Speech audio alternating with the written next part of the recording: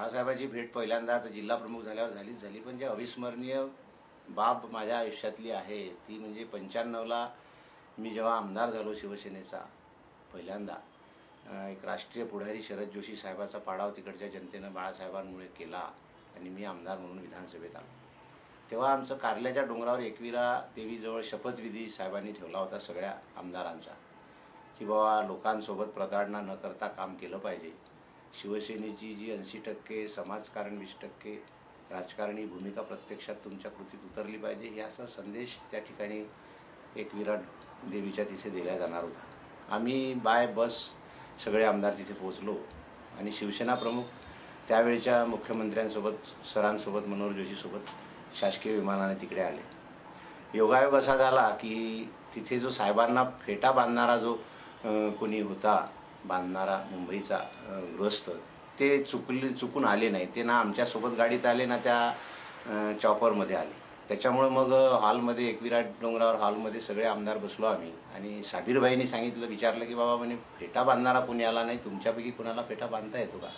तर त्या हॉलमध्ये सगळे आमदार बसले होते आणि साहेबांना फेटा बांधून तिकडे मार्गदर्शनासाठी आणायचं होतं।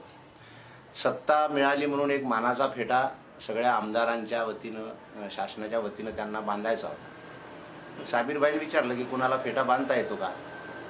तर मी सांगितलं मला बांधता येतो, कारण मी तो शिकून घेतला होता एका प्रसंगात। तेव्हा मग साहेबां आतमध्ये गेलो आणि पहिले साहेबाच्या पायाला स्पर्श केला आणि नंतर साहेबांनी चष्मा आपला काढला।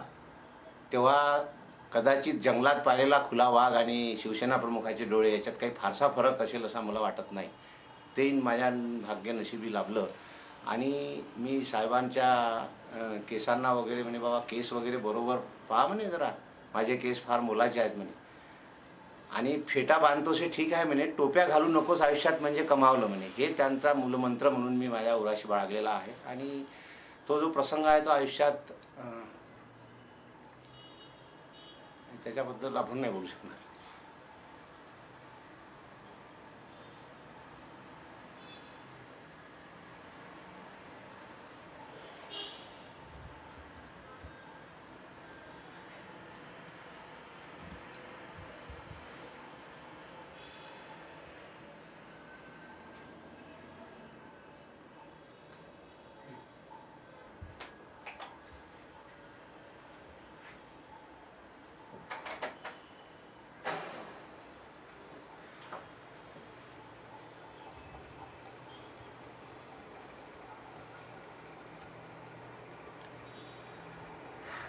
काय आमच्या गाद्या बिद्या हे सगळं आहे ना, सगळं बाळासाहेबाचं आहे।